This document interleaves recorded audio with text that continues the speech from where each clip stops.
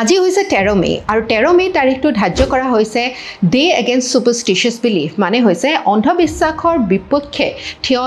দিয়া বা পালন কৰিবলগীয়া এটা বিশেষ দিৱস এই দিৱসটো 13 মে তাৰিখ দিনাই কিয় ধাৰ্য কৰা হৈছে পালন কৰিবৰ কাৰণে কাৰণটো হৈছে যে বিৰুবালা ৰাভা এগৰাকী অসমৰ মহিয়সী নাৰীৰ মৃত্যু ঘটিছিলে যোৱা বছৰ 2024 চনৰ 13 মে তাৰিখে আৰু সেই মহিয়সী নাৰীক আমি সন্মান যাচি পেলাই এই দিৱসটো ধাৰ্য কৰা হৈছে এতিয়া বিৰুবালা ৰাভা দেৱীৰ তেখেতৰ যি বহুত অপ্ৰাণ চেষ্টা আৰু তেখেতৰ যি ত্যাগ এই ক্ষেত্ৰত অন্ধবিশ্বাসবিলাক দূৰ কৰাৰ ক্ষেত্ৰত তেখেতৰ এই অন্ধবিশ্বাস দূৰ কৰাৰ যিটো কাৰ্যসূচী তেখেতে নিজৰ হাতত লৈছিলে যি অভিযান চলাইছিলে সেই অভিযানে আমাক আজিৰ দিনতো বহুত বেছি অনুপ্ৰাণিত কৰে এটা সময় আছিল যিটো সময়ত বহুত বেছি আমাৰ অসম ৰাজ্যত বা বিভিন্ন প্ৰান্তত এনে ধৰণৰ ধাৰণাবিলাক বিয়পিব ধৰিছিলে যেতিয়া যিকোনো এখন গাঁও বা অঞ্চলত যিকোনো অপায় অমংগল ঘটনা ঘটিব ধৰে তেতিয়া যিকোনো এজন মহিলাৰ ওপৰত সেই সকলো মানে দায়িত্বভাৰ জাপি দিয়া হয় আৰু সেই মহিলাগৰাকীকে কুলক্ষণী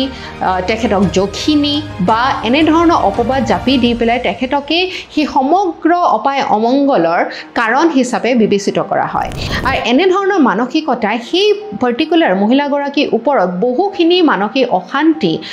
মানে সৃষ্টি কৰে তেখেতে বহু সময়ত আত্মহত্যাৰ পথো বহুত সময় বাছি ল'বলৈ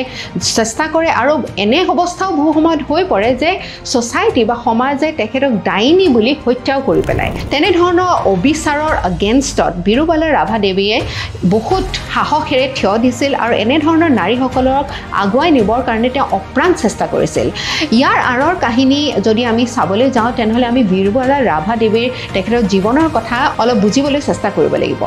বিৰুবালা ৰাভা ডাঙৰীয়ানীৰ জন্ম হৈছিল 1954 চনৰ গোৱালপাৰাৰ এখন সৰু গাঁৱত য'ত তেখেতৰ বহুত কম বয়সতে তেখেতে নিজৰ পিতৃক হেৰুৱাবলগীয়া হয় আৰু পিতৃক ইমান কম বয়সতে হেৰুৱাব লগা হোৱাত তেওঁ বহু কম বয়সতে স্কুলো ত্যাগ কৰি নিজৰ মাতৃক বিভিন্ন কামত সহায় সহযোগিতা কৰিবলৈ ধৰে আৰু 15 বছৰ বয়সতে তেওঁ নাবালিক হৈ থকাৰ অৱস্থাতে তেখেতৰ বাল্য বিবাহ ঘটে বাল্য বিবাহৰ পিছত তেখেতে 3জন সন্তানৰ মাতৃ হয় আৰু তেখেতৰ যিজন জ্যেষ্ঠ পুত্ৰ আছিলে যাৰ নাম আছিল ধৰ্মেশ্বৰ তেখেত আছিল মানসিকভাৱে অলপ দুৰ্বল এগৰাকী ব্যক্তি আৰু এই ধৰ্মেশ্বৰৰে 1985 চনত এটা ডাঙৰ ৰোগে দেখা দিয়ে যিটো আছিলে টাইফয়েড আৰু টাইফয়েডৰ পৰা পৰিত্ৰাণ পাবৰ কাৰণে বহুতেই তেখেতক এইটো কয় যে ঘৰৰ ওচৰৰ অঞ্চলতে থকা এগৰাকী বেজক লগ ধৰিবলৈ কয় আৰু বেজে তেখেতক সেই অমংগলৰ পৰা পৰিত্ৰাণ দিব বুলি কয় তেতিয়া বিৰুবালা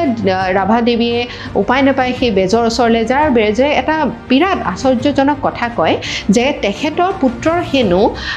এগৰাকী পৰীৰ লগত বিবাহ পাশত ইতিমধ্যে আবদ্ধ হৈছে আৰু সেই পৰীগৰাকীক খুব সোনকালে এটি সন্তান জন্ম দিব সেই সন্তানটো জন্ম দিয়াৰ লগে লগে তেখেতৰ ডাঙৰ পুত্ৰৰ মৃত্যু হ'ব তাৰমানে তেখেতৰ পুত্ৰৰ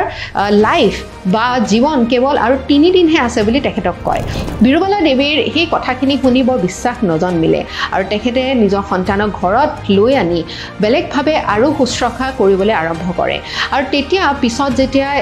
সেই সন্তানটি দীৰ্ঘজীৱী হয় আৰু যেতিয়া তেখেতে নিজৰ শুশ্ৰূষাৰে নিজৰ সন্তানটিক মৃত্যুৰ মুখৰ পৰা তেখেতে ধৰি আনিব পাৰে তেখেতৰ এটা বিশ্বাস হয় যে এই যিবিলাক অন্ধবিশ্বাস আছে এই অন্ধবিশ্বাসৰ পৰা বহুত মানুহৰে ক্ষতি হয় আৰু সেইবাবে তেখেতে নিজৰ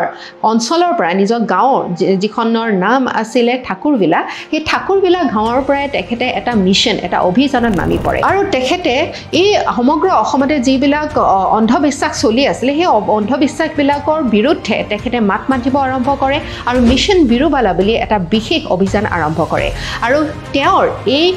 মানে সহযোগত বিভিন্ন প্ৰান্তত এনেধৰণৰ মহিলা আগবাঢ়ি আহে তেখেতসকলক উদ্ধাৰ কৰিবলৈ বিৰুবালা ৰাভাই সক্ষম হয় আৰু সেইবাবে গুৱাহাটী বিশ্ববিদ্যালয়ে তেখেতক ডক্টৰেট ডিগ্ৰীও প্ৰদান কৰে আৰু লগতে 2021 চনত আমাৰ ৰাষ্ট্ৰপতিয়ে তেখেতক পদ্মশ্ৰীৰ উপাধিৰেও বিভূষিত কৰে এনে এগৰাকী মহিয়সী নাৰী যি সাহসৰ পৰিচয় দাঙি ধৰে যি আমাৰ অসমখনত যিবিলাক এনে ধৰণৰ অন্ধবিশ্বাস বৰ্তমান সময়তো চলি আছে সেই অন্ধবিশ্বাসৰ বিৰুদ্ধে বিৰুদ্ধে তেখেতে মাত মাতে আৰু বিভিন্নজন এনেকুৱা ধৰণৰ একাষৰীয়া হৈ থকা দুৰ্বল মহিলাৰ তেখেতে সাহস হৈ উঠি আহে তেনে এগৰাকী মহিয়সী নাৰীক আমি প্ৰণাম যাচিছোঁ আৰু আপোনালোকে যিসকলে প্ৰতিযোগিতামূলক পৰীক্ষাৰ কাৰণে প্ৰস্তুতি চলাই আছে আপোনালোকে দেখিব আমাৰ অসমৰ বিভিন্ন পৰীক্ষাত বিৰুবালা ৰাভাৰ বিষয়ে বিভিন্ন প্ৰশ্ন উত্থাপন হৈছে ঠিক তেনেধৰণে APSCও প্ৰিলিমছ ইণ্টাৰভিউ বা মেইনছত বিভিন্ন সময়ত বিৰুবালা ৰাভাৰ ওপৰত প্ৰশ্ন সুধিছে